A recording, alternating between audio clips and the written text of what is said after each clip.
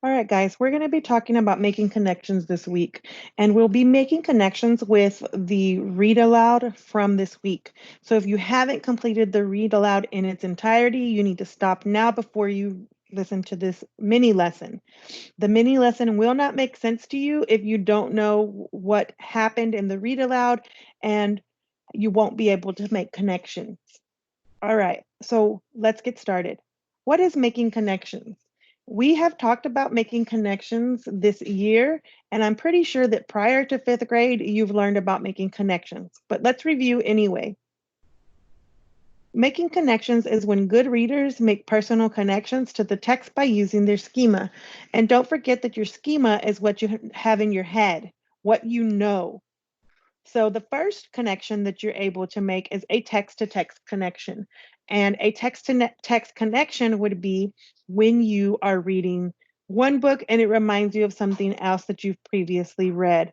So we could easily read the book Wonder and connect it to something else that we've read previously in the year, whether it be another work of fiction or a nonfiction, an informational, a biography, anything else that we've read would be a text to text connection. It doesn't have to be connecting wonder to another fiction wonder, it can be any genre.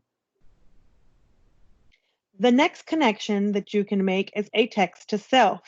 A text to self connection would be comparing something that you've read in the book and connecting it with something that's happened to you in your personal life or something that's happened to somebody else that you know.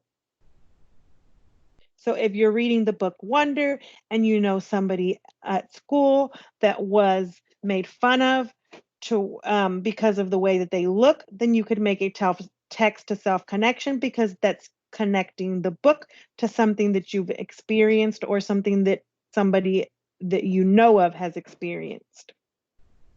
And finally, we have the text to world connection.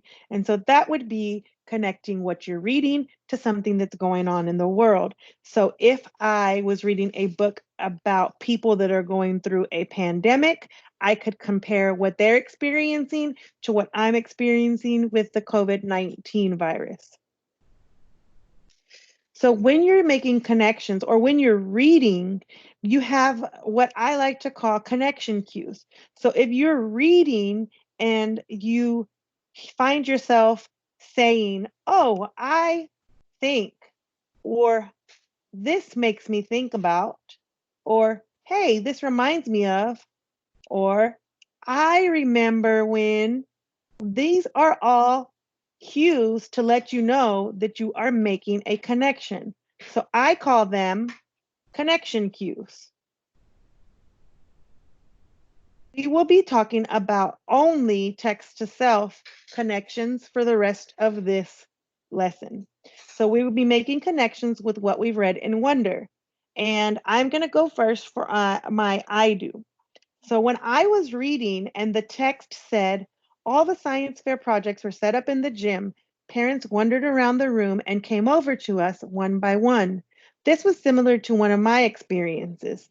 And this reminds me of when I was in sixth grade and had to complete a science fair project. But what I want you guys to know is when you're making connections, it's not enough just to say, oh, the text says this and it reminds me of this and make your connection. You always have to ask yourself, how does this connection help me understand the text? So, this connection that I just made between Augie having a science fair project and myself having a science fair project when I was in sixth grade is this connection helps me understand how nervous Augie must have been. I was very nervous to present to strangers, and I can imagine that for Augie, it was worse because of his face. So, this connection that I just made between the book and myself helps me identify with the character. It helps me identify with the feelings that he's experiencing as I'm reading the story. Okay, so we're going to do this again. And this time we're going to make a connection with the chapter called Saying Goodbye. And the text says, Mom and Dad didn't want her to suffer. Daddy held her until the vet put a needle into her leg. Then, after a minute, she died in Daddy's arms.